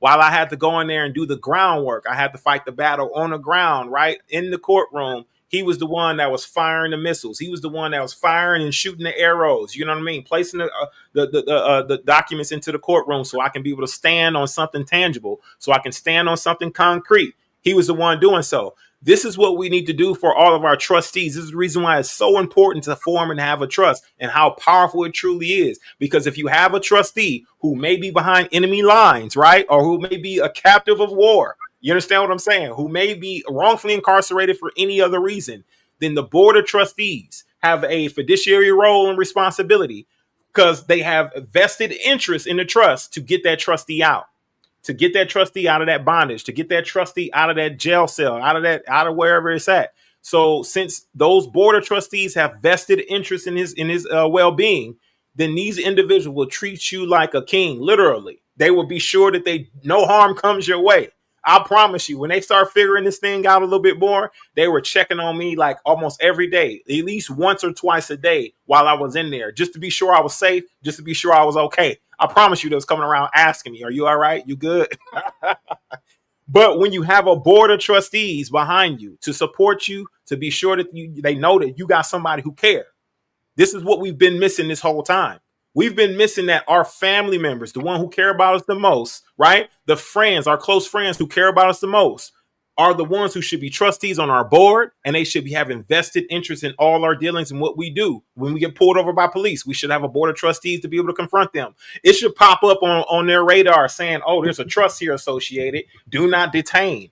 These are the things that we've been missing as a people, understanding that unity, strengthening unity, and multiplying the numbers, right? You got anything you want to add to that, bro? Yeah, honestly, I see somebody says Logic 1611 says that Hispanic people do work together like Monopoly here in California, but us so-called black people can't stand to work together because they can't stand seeing another ninja with more than them. I say, first of all, we got to understand that Hispanics understand who they are. Blacks is not even, it's just it's an adjective. So no, we're not black. I don't identify as black because it's an adjective, and that's the first step. We're just not educated. That's it.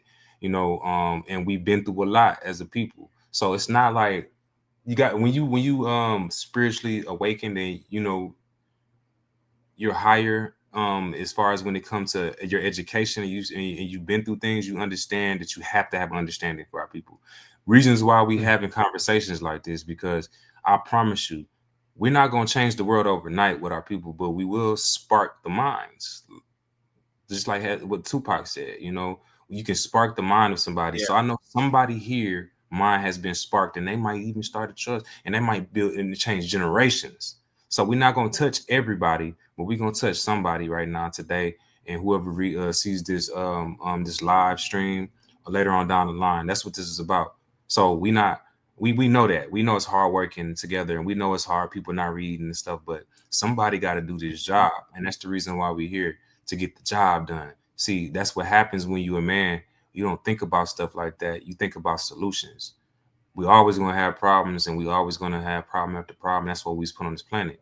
See, the thing is, this is a contract. God trusted us with this planet. We on here for a certain amount of time, and then we're gone. It's just business, like everything else. So nothing is ever personal. So that's one thing that we got to understand as a people, that we're here for a job specifically to make sure we make other people's lives easier, happier, change people's lives, make the world a better place. Protect each other, protect the animals, whatever. That's the job. And once we complete that, we're done. Business. But while we're here, we need to have fun.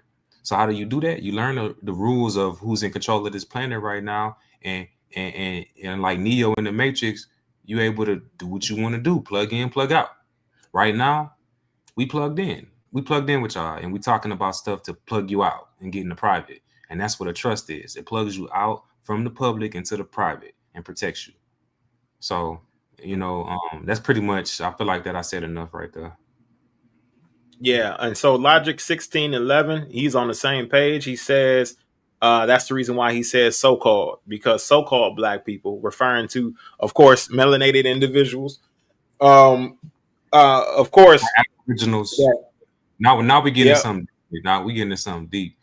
You know, Hey, and it's all right I thought we because was going to talk about trust and oh talk yeah, about most definitely. And so yeah, so that's one of the biggest things, right? Is that when you understand the strength and unity, especially when it's filed and it's recorded in the county, and they understand it too, that you filed the paperwork appropriately. Listen, the strength and unity is crazy. It's hard to stop you when they know that you're unified, and they know that too. Just as you mentioned Deuteronomy 28, we all know that. But it's time to break the curses of Deuteronomy 28 because guess what? It's already past 400 years. When are we going to get our stuff together? When are we going to get it together and actually wake up and realize that it's time? It's time to move. It's time to unify.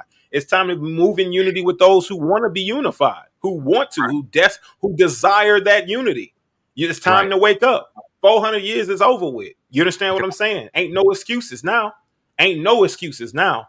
So now it's really time to get involved, to get really locked in and start to develop this trust, to start to develop what you need to develop so you can be able to leave behind future generations, as Proverbs 13:22 tells us to do for our children's children. As of course Genesis 18:22 tells us to do. It's time to get after it. You understand what I'm saying? It's time to get moving. Angelo C said something too. Before I answer that for him, he Mm-hmm. said, "How do you set up a trust?" I want to say, like me and my brother here, Barak, we had issues. I'm not gonna sit here in front. I'm talking about not growing up. We was pretty real close. As we got older, the devil got busy, try to separate us. But look, we here right now, and we say, you know what? We need to build for our families and take all feelings out of it, because at the end of the Yeah. day, you know, there's a way bigger enemy. I mean, come on, think about it. They charging y'all to drink water when that's free. They charge you to eat fruit when that's free. I mean, don't you want to get some land and put it in the trust so you can have power? You can have your own water. How you gonna do that? You can't do it by yourself. Right. You can meet new Yep. people and you can trust them and you can. Yes, you can. But if you could try to do it with your family, then try. If everybody's in agreement to do it, then do it. Because at the end of the day, man, you got to make sure that we're not on this planet to beef with each other. There's an agenda to keep everybody separated. So our agenda should be to stick together and to build a trust. Now, he said, how do I set up a trust? It's very simple. I'm not going to go step by step here, but what you can do is you can go to that website and it'll show you and give you a lot of information on the trust.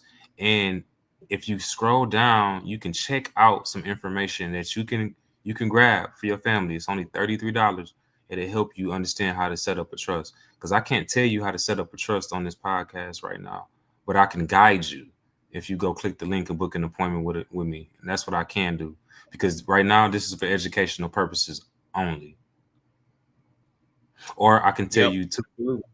Yeah, exactly. And So plus, we got individuals who watch this podcast who we don't want this information to get out to y'all, and we don't want to lace up the people who are looking to use it for evil, right? Who are looking to do people wrong. I don't really want to do that with nobody, but honestly, I want to be sure because I like to vet my people too, understanding what their desires are, what their goal is in doing this trust. Email. Let's get the emails out. Let's get go ahead and we can get in touch on a good personal basis through email. Let me drop my email in the link real quick. Bro, you can drop your email as well. But email and we can be able to go from there. You know what I'm saying? Email, we can go from there because I don't want to go through too much, yeah, I sent but links. I put links. trust.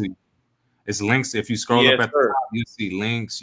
There's links where you can sign up. There's links where you can just go to the website and check out the website, check out our reviews, do some research, and do what you got to do. Now, like I said, my whole goal is for y'all to learn how to do this stuff yourselves. And the necessary information that we spoke about in the beginning, you can go back and you can review it, write down, and then go do some research. And if you still having a hard time, Yeah. then come get with us. Go to Preeminence Financial, www.preeminencefinancial.com. You can also follow me on IG at Lord underscore Rah, RA underscore the Great. And you can also go to the YouTube channel at Preeminence Financial. we're gonna be doing a lot of these episodes. I think weekly, and so you're gonna be dropping more jewels about Yeah. trust and about how to build Now it business. won't. Yeah, it won't be on today. It might be morely on Wednesdays or Thursdays, but not today. Today was just like something we wanted to go ahead and do for you guys. I'm going to drop the website in the chat as well, so you guys can click on the website. But you have my email too. I didn't mean to cut you off, bro, but Sure. you have my email as well. You got other people's email. You can email us. Like I said, you go back through here. You can do your research, do your due diligence. Be sure you search through everything. And then if you're trying to navigate still, get with us and we got you. We got you. And I don't want to go through too much because it is the Sabbath as well, and discussing this. But we wanted to be sure that we introduced this information to you all, because we know that the Most High deals in trust. We know that he deals in equitable contracts with us, right? Something that is fair and just, right? Something that is fair and that is just. And as well, of course, we have to trust in the Most High Yah. We have to trust in him. So while we're trusted in him, we got to also understand how to form trust amongst each other, right? Form trust agreements amongst each other and being able to build and increase, right? Yield and increase for each other. The knowledge is what's the best thing to do. But Angelo, get with me, brother. Angelo, see, you know what I mean? Get with me, family, get with me. And we're going to go ahead and rock this thing out. I got you. I got you, brother. I got you. We're going to get this thing rocking and rolling. But like I was saying, you got anything you want to add to that, bro? No. I feel like that we covered everything, and I want everybody to enjoy the Sabbath and enjoy their weekend, and I hope it was able to give y'all some valuable information today. It's very imperative and important for all of our families, for us to speak about this, because this is worth way more than anything. Any gold, knowledge, and wisdom is worth more than gold. I touch and agree. All right, we're going to go ahead and give it some time for some last questions here before we land this plane. Man, I appreciate y'all joining in, man, showing some good love. Honestly, tell you the truth, I really hope this was very edifying to you, because, of course, this is the Sabbath day. So I really wanted to drop some good, intertwine this thing with Scripture, and hopefully bring more of an understanding as to why we want to talk to you about a great opportunity to, just get your stuff in trust, to be able to say, hey, I'm going to form this trust to protect my future generations, and also to step the stipulations and guidelines to make sure that they understand that they got to serve the Most High, that in order to continue on in the wealth and to continue on in the in an inheritance, you got to serve Yah. You can set those stipulations through trust. So we'll give you guys a little bit of time to drop it as we're getting ready to land this plane here, to drop a question in the chat room. Drop a question in the chat. If there is no questions, we will land the plane here. And I appreciate y'all joining us, man. I hope y'all was edified in this thing, man, above all things. But you got a way to go. You got a direction. You understand what trust is. And like I said, you got the right channels to be able to reach out to for knowledge and information. I really want you guys to execute this on your own and be able to say, you know what? I got this. I'm studying. I'm doing what I got to do. Boom, we good to go. You get what I'm saying? Thank you, Worship and Brother Rah. Peace and blessings. Shabbat shalom. Shabbat shalom to you, my brother. Bless you. Hopefully you took down that email, my brother. Hopefully. But Shabbat shalom to you. Bless you. Hallelujah. All right, we're going to go ahead and land this plane, y'all. Bless y'all. Appreciate y'all joining me here for the Worship Podcast. I hope you guys were edified here today, not only through the word, but also through deed, through action that we need to implement. You understand what I'm saying? For our generations, for our future generations to come. You understand what I mean? But on the way out, bless y'all. Don't forget to like this video. Share it with those who really need to hear this information, y'all. And holler back at your boy. Do you got anything else you want to add to that real quick, bro? Yeah, Lord, I want to thank you, and I want to ask that you bless everybody who showed up to this podcast and their families, and to bless our extended family members, and to protect our minds, our bodies, and our souls. Forgive us for our transgression and any inequities that we have committed, and to allow us to become better and do better as people.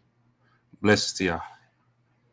Hallelujah. Amen. And Father, thank you for this day. Thank you for allowing us to do this podcast. Thank you for strengthening our voices, strengthening our minds, and fortifying them so we can be able to deliver this message for the people to be able to get themselves straight, for the people to be able to leave behind generational wealth and that legacy and that inheritance to the next generation. Father, I ask you now to give them the strength and the mind to act quickly, to act swiftly, to be able to set it up before their time has come to be able to serve you, Father, to be able to serve you in the ways that they need to serve you in their future generations, to instill the blessings, to instill the future and encouragement, right? To change the blueprint financially, to break generational curses. This is what our goal is here ultimately. Thank you, Father, for everything. Hallelujah. Hallelujah. Praise Yah. All right, we're going to go ahead and close this thing out. Man, bless you, brother. I appreciate you coming on. And you know where you can be found, right? Yes, sir. Y'all click the link. Click the link. We got his information in the description box below where you can click his YouTube channel. He's going to be posting a lot more. In fact, this live stream is posted over there as well. You guys click it. We're going to be uploading more of these type of things to guide you in the right direction, to make better sound financial decisions and to break that generational curse. All right. So like, comment, subscribe, and don't forget to share this thing. All right. Holla back at your boy. We'll see you guys on Thursday. Peace and shalom, shalom.